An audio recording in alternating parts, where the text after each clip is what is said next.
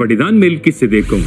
Welcome, my dearly beloved brothers and sons and daughters, to another weekly episode of the Order of the Melchizedek. We thank you for all the wonderful responses that you have sent us regarding how much you are blessed through these teachings. In today's lesson, we are going to study about who this Melchizedek is. You know, before we can see the original, we must know how to differentiate the duplicate. I have read of some records from some police department, how the police officers are taught to differentiate original currency and counterfeit currency. So first the officers are taught about the counterfeit currency. Once they study thoroughly the counterfeit, then they can know the difference very well.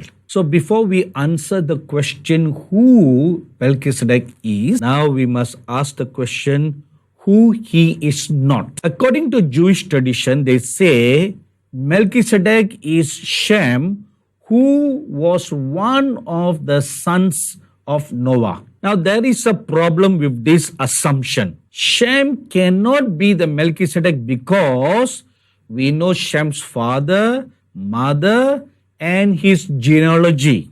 Furthermore, if Shem is the Melchizedek, why change the name? And how did he come to settle down in Canaan? And some Bible scholars say that this Melchizedek is none other but a Canaanite prince. And you all know very well that people of Canaan in the early days worship a lot of gods. Among the many gods that the Canaanite people worshipped, their chief god is Baal and Ashtaroth. And there's also another one called Molech and Chemos. And there's another one called Milcom. They all are mentioned in the Holy Bible.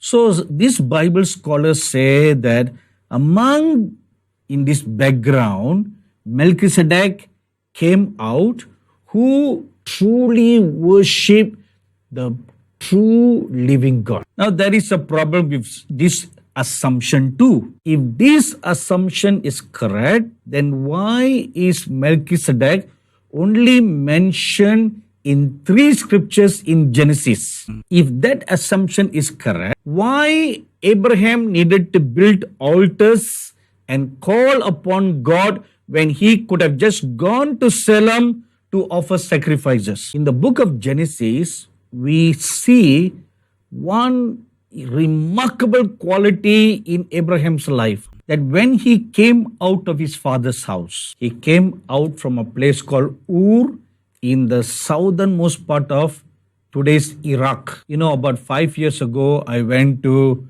Baghdad to conduct a prophetic conference. And there were lots of Iraqi people who had come to the meetings. Among the many people, 5 people came to meet me privately. 2 of them were pastors. They told me they came from the land of Ur. Then they asked me, do you know where's Ur? Or what is so special about Ur? So I told them, Ur is where Abraham lived. They said, you're so correct. That's where we were from. You know, that name Ur is still in Iraq today. So Abraham left Ur and he went around the whole of the olden day name called Mesopotamia. The Middle East that we know today was in the old days called Mesopotamia. So the Lord God called Abraham to come out of his father's house and go to a place where God will show him. And a great river runs from the northern part all the way down near Iraq called the river Euphrates. So Abraham was called to walk around the whole region from river Euphrates on the east all the way up to the Red Sea in the west. You know why? Because that entire region is the land that God promised to Abraham's seed. Even when I read the book of Deuteronomy, I found one thing. From one end of Iraq all the way up to the border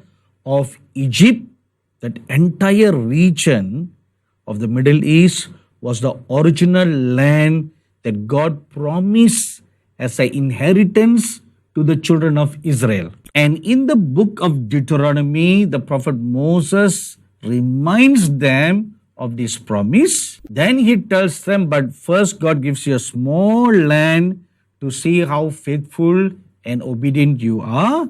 Then you shall increase to occupy the whole land. But very sadly, because of Israel's disobedience, they did not inherit the full blessings. Only have one small piece of land till today. This shows us one prophetic application. Ephesians chapter 1 verse 3 tells us, God has blessed us with all spiritual blessings in the heavenly place. Now please notice the word in the scripture where it says all. And what does all means? Are you ready for a very powerful revelation right now? All means all. It's very simple, Since God has blessed us with all the blessings in Christ Jesus, then why are we not experiencing the fullness of the Lord's blessings in our everyday life? I pondered over this question for a long time. Then I found the answer in the book of Deuteronomy.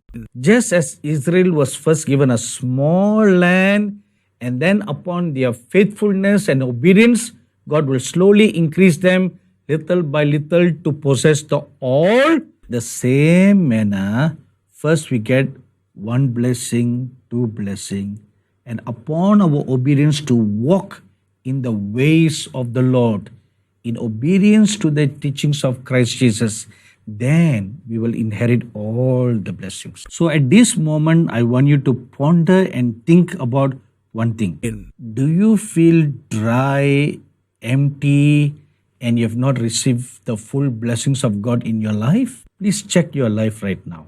Have you been faithfully obeying the teachings and the commandments of God? Are you walking in the Spirit?